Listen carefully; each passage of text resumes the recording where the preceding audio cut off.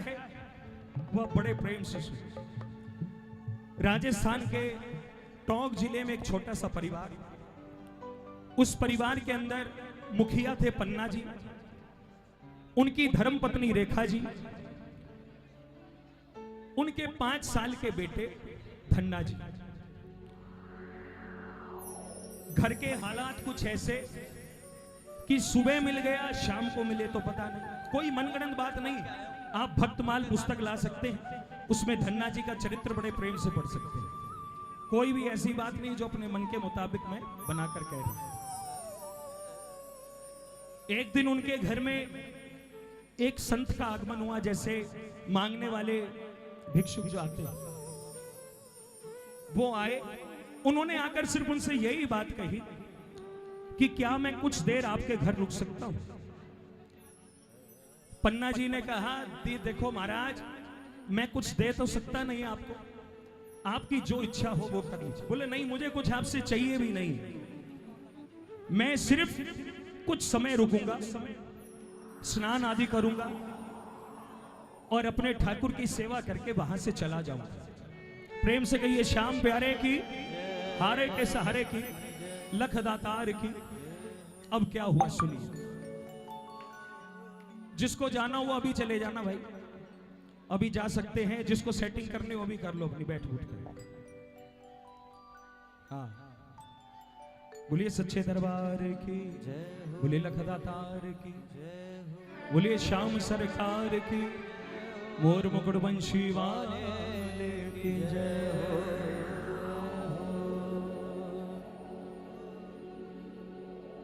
अब जैसे ही महात्मा जी ने स्नान आदि किया, हम सब भक्तों के लिए सुनने की बहुत जरूरी बात है, क्योंकि ऐसा सुना गया कि भक्तों के चरित्र सुनने से हम सबको बल मिलता है।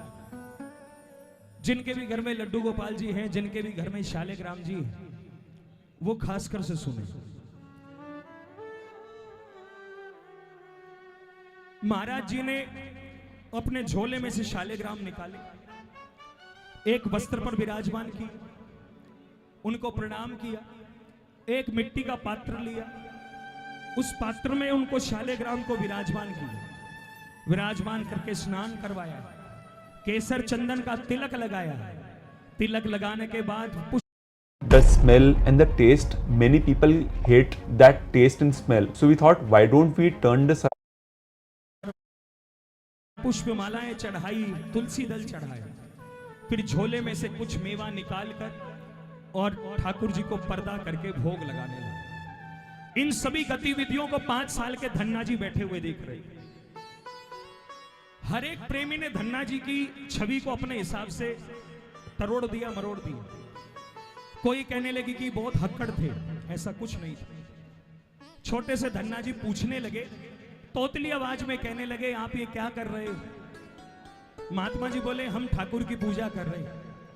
बोले हमें भी पूजा करनी है, हमें भी ठाकुर चाहिए। अब महात्मा जी कहने लगे कि नहीं, बच्चे पूजा नहीं करते। वो बोले कि क्यों नहीं करते।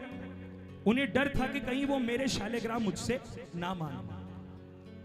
फिर कहने लगे नहीं, हमें भी ठाकुर जी ला कर दो, हमें भी ठाकुर जी ला कर दो, हमें भी ठाकुर जी ला कर दो। अब सुनिएगा, प्रेम से कहिए, भक्त और भगवान की, पर सच्चे दरबार की। महात्मा जी खड़े हुए, घर से बाहर गए, गली से काला पत्थर उठाया, उसको सजाया और सजाकर ऊंचे सिंहासन पे विराजमान कर दिया। ऊंचे सिंहासन पे किसको विराजमान किया?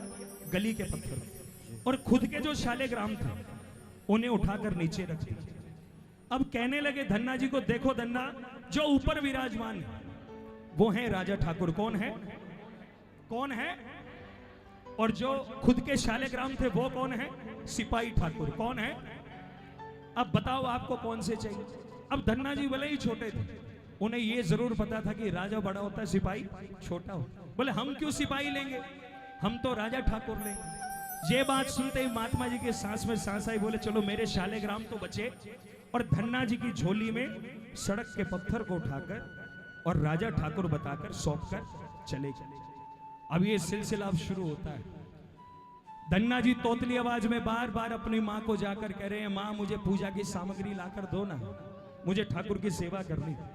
फिर कहने लगे, घर की अर्थव्यवस्था को देखते हुए माँ बार बार मना करती गई, रोज नए बहाने ढूंढते रही, रोज रोज नए बहाने ढूंढ। एक दिन माँ ने गुस्से में आकर कह दिया कि तेरी पूजा है, तेरी सामग्री होगी तो ही तुझे फल मिलेगा, अपनी पूजा की सामग्री का खुद बंदोबस्त कर ले। अब छोटे से धन्ना जी चल चुके, राजा ठाकुर को लिया, मिट्टी के टूटे हुए ढक्कन में रखा, जल चढ़ाया, फिर याद किया कि क्या किया था। याद आया कि हाँ कुछ लाल लाल सा लगाया तो था, अब वो लाल लाल था क्या वो तो उन्हें पता नहीं। धन्ना जी घर से बाहर गए, ईंट का पत्थर ईंट का टुकड़ा उठाया, उसको घिसा और लाल तिलक लेकर वो राजा ठाकुर पर लगा दिया। अब ये नहीं पता कि तुलसी दल कौन सा है, जो भी बाहर हरा पत्ता दिखा उसे तोड़ा और तोड़कर राजा ठाकुर पर चढ़ा दिया। उसके बाद प्रेम से कहिए सच्चे दरबार की, भक्त और भगवान की। उस दिन घर में बनी बाजरे की रोटी, मां से कहने लगे, मां भोग में बना क्या है?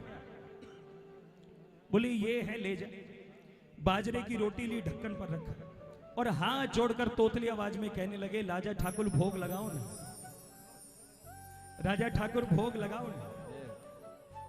आंखें खोलकर देखी, रोटी यूं ही रखी। फिर कहने लगे भोग लगाओ ना। 15 मिनट हुई, 20 मिनट हुई। इतना आनंद हमारे गिरधारी को 56 भोग खाने में ना आए जितना धन्ना जी की तोतली आवाज सुनने में उनको आनंद आ रहा है। बार बार कह रहे राजा ठाकुर खा लो ना, खा लो ना।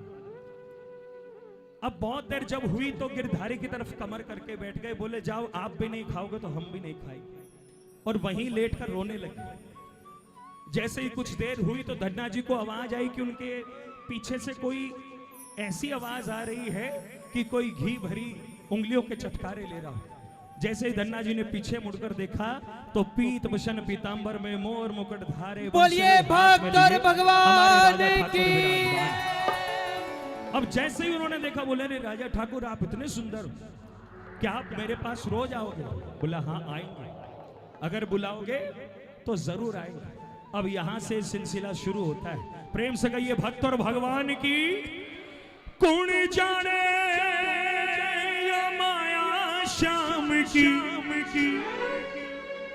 अरे कौन जाने या माया श्याम की, अरे अजब निराली रे भाई रे, अजब निराली रे। हाँ त्रिलोकी को नाथ भगत के बन गो हारी रे, त्रिलोकी को नाथ भगत को बन गयो हारी रे। बन गयो हारी, बन गयो हारी, बन गयो हारी, बन गयो हारी, बन गयो हारी, बन गयो हारी, बन गयो हारी, बन गयो हारी, बन गयो हारी रे भगत को बन गयो हारी रे। हाँ त्रिलोकी को नाथ जात के बन गयो हारी रे, त्रिलोकी को नाथ भगत को बन गयो हारी रे। देखो भाई बड़े प्रेम से, जो भी प्रेमी जहां खड़े हैं वहीं से प्रभु का दर्शन करें, क्योंकि जोत सेवा तो है नहीं, जोत तो नहीं ले सकते आप, तो व्यवस्था को खराब ना करें, जो जहां है वहीं बैठकर बाबा का दर्शन करें। बोलो हार के सहारे के मेरे लखदातार के, बोलो श्याम सरकार के जय जय।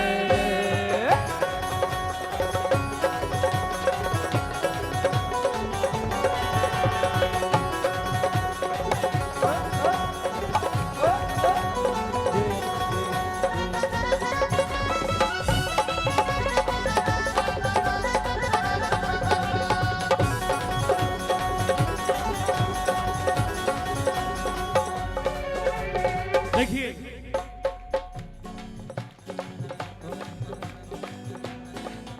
ये सिलसिला यूं ही चलता रहा। जैसे ही 1 साल बीता, 2 साल बीते, 3 साल बीते, राजा ठाकुर खुद कहने लगे धन्ना जी को कि धन्ना आप मुझे कुछ काम बताओ। बोले मैं आपको क्या काम बता सकता हूं और क्यों बताऊं? बोले क्योंकि मैं तुम्हारे घर रोज रोटी खा रहा हूं और मुझ पर तुम्हारा भार चढ़ता जा रहा है।